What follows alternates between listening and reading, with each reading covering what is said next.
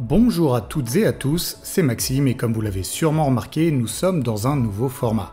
On va être en très petit comité aujourd'hui puisque pour le moment, cette vidéo est réservée aux membres. Je prends 30 secondes pour vous expliquer la démarche. Avec Hugo, il y a plein de vidéos qu'on aimerait faire, mais on sait qu'elles ne toucheront pas le grand public. C'est des sujets un peu pointus, spécialisés, qui nous intéressent personnellement, mais qui feraient probablement un bide si on les sortait en dossier de l'espace.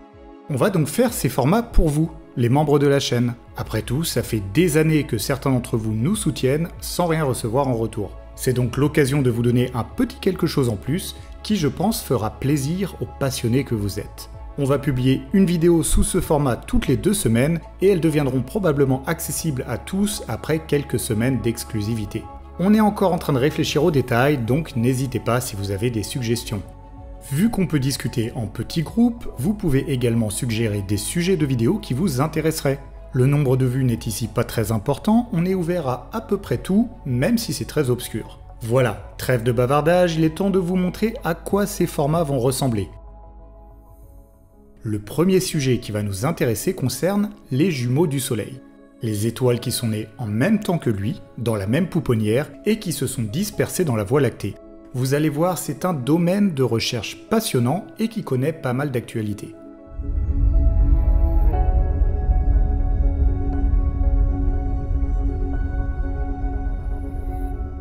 Le Soleil est né il y a environ 4,5 milliards d'années, de l'effondrement d'un nuage de gaz et de poussière. Il est très difficile de connaître exactement les conditions de sa formation, mais il existe quelques indices intéressants. Dans les plus vieilles météorites du système solaire, on peut trouver des isotopes qui sont le produit de la désintégration du fer-60.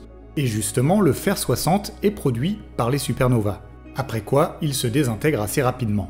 Sa présence très tôt dans l'histoire du système solaire laisse donc imaginer que notre étoile s'est formée dans un lieu où des supernovas explosaient. C'est d'ailleurs probablement une de ces explosions qui a précipité l'effondrement du nuage de gaz et de poussière qui a donné naissance à notre étoile. Les supernovas ne sont produites que par la mort d'étoiles massives, des étoiles bien plus grandes que le Soleil. Le Soleil a donc dû se former dans une pouponnière qui favorisait ce type d'étoile. Cette information nous donne déjà un indice de taille. La pouponnière qui a donné naissance au Soleil devait contenir un nombre respectable d'étoiles. Les toutes petites pouponnières ne donnent généralement pas naissance à des supernovas. D'un autre côté, les planètes externes de notre système ne semblent pas avoir été trop perturbées. Elles ont des orbites à peu près rondes et cela nous indique qu'aucune étoile n'a jamais frôlé de trop près le Soleil.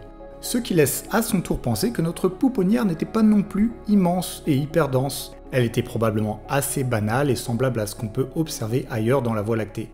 On peut ainsi modéliser qu'elle a dû donner naissance à entre quelques centaines et quelques milliers d'étoiles. Voilà la cible qui nous intéresse, les frères jumeaux du Soleil. Certaines de ces étoiles étaient géantes, elles ont eu des vies très courtes et n'existent plus aujourd'hui, mais la grande majorité doit encore se balader dans la Voie lactée, et il serait intéressant de les trouver.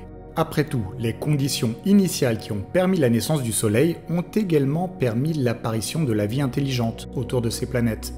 Si on veut se donner une chance de trouver un jour la vie ailleurs, je trouve ça assez pertinent de nous intéresser aux systèmes qui ont connu exactement les mêmes conditions initiales que le nôtre. Seulement, chercher ces quelques centaines ou milliers d'étoiles, c'est comme chercher une aiguille dans une botte de foin. La Voie lactée comporte plusieurs centaines de milliards d'étoiles, et elles sont toutes en mouvement autour du centre galactique. Le Soleil, par exemple, met à peu près 250 millions d'années à faire le tour de ce centre. Depuis sa formation, il a donc dû faire à peu près 18 fois le tour de la Voie lactée, et c'est probablement tout pareil pour les autres étoiles qui sont nées dans la même pouponnière. Si ces étoiles ont adopté des orbites légèrement différentes, elles pourraient donc se retrouver éparpillées aux 4 coins de la galaxie.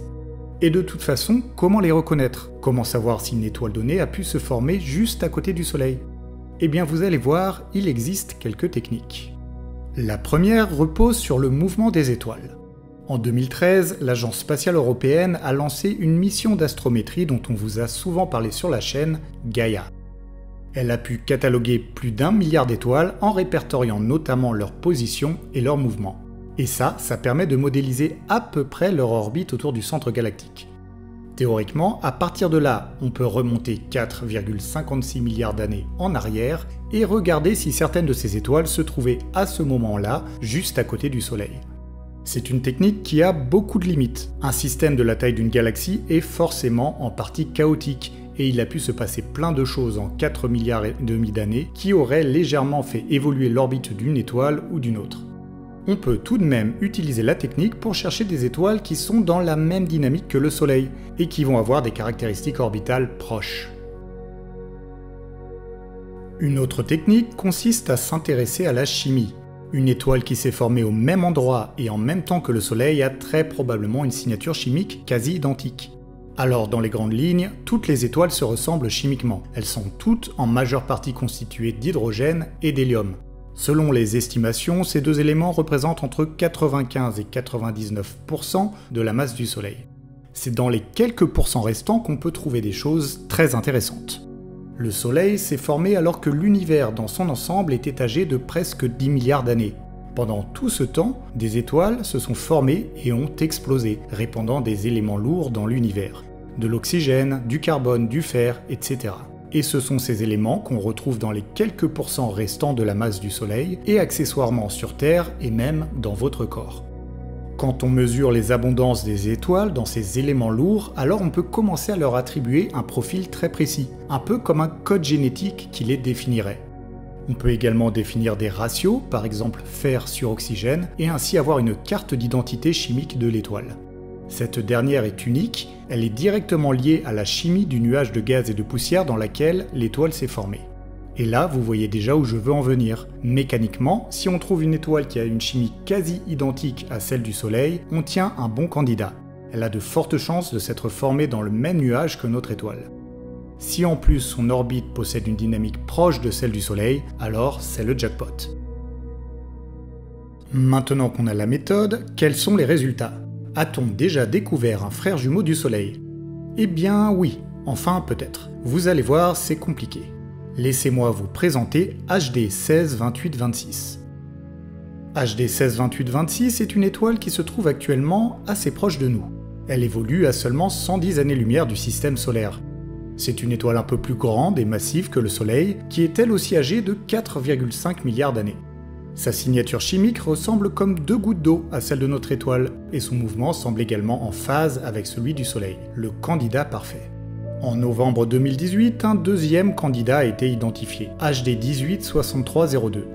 Il s'agit d'une étoile légèrement plus petite que la nôtre, également âgée de 4,5 milliards d'années et avec une signature chimique compatible. Elle se trouve pour sa part à 185 années-lumière de nous. Son statut est cependant plus contesté, certaines études pointent vers une trajectoire qui n'est pas du tout compatible avec celle d'un jumeau du Soleil. Encore une fois, c'est extrêmement complexe de remonter 4,5 milliards d'années d'histoire de la galaxie. HD 162826 repose sur une base plus solide, mais on ne peut toujours pas parler de certitude. Il est impossible de prouver que l'étoile était proche du Soleil il y a 4,5 milliards d'années, lors de sa formation. On peut seulement dire que les trajectoires des deux étoiles sont compatibles. Il ne sera peut-être jamais possible d'être complètement certain que c'est un jumeau du Soleil, ou qu'au contraire il faut disqualifier cette hypothèse. On peut cependant déjà s'intéresser d'un peu plus près au meilleur candidat connu. Une fois son statut de jumeau probable du Soleil établi, une recherche d'exoplanètes a très vite été lancée. Pour le moment, cette dernière ne donne rien. On peut dire que HD 162826 ne possède pas de Jupiter chaud. Des planètes géantes un peu plus éloignées sont également improbables. Elle pourrait abriter des planètes telluriques, semblables à la Terre, mais pour le moment, aucune détection n'a été faite. Comme sa composition chimique est très proche de celle du Soleil, on pourrait s'attendre à un système planétaire assez ressemblant. C'est une étoile un peu plus grosse que la nôtre, une planète habitable se trouverait donc un peu plus loin, à l'équivalent de l'orbite de Mars environ. Si on a un peu de chance, d'autres candidats finiront par être identifiés. Ils seront probablement plus loin de nous. Le scénario idéal consisterait à mettre le doigt sur un des frères jumeaux du Soleil et lui trouver un système planétaire développé. On pourrait alors voir si une proximité chimique débouche sur une similarité des systèmes planétaires. Pour le moment, ce n'est pas à l'horizon. Gaïa a fini sa mission en mars de cette année et il faudra donc travailler à partir de ses archives pour mettre en avant d'autres étoiles candidates. Après un long travail d'analyse, il sera alors peut-être possible de faire le portrait d'une famille recomposée, un peu éparpillée dans la galaxie, mais néanmoins issue d'une même histoire commune.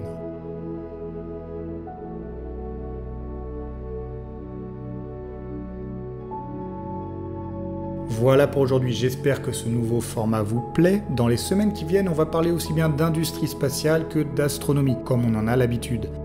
N'hésitez pas à proposer des sujets, l'épisode prochain sortira dans pile poil 2 semaines. Avant ça, on se retrouve mardi avec le DNDE, comme à notre habitude, et il me reste à vous souhaiter une bonne journée, la tête dans les étoiles.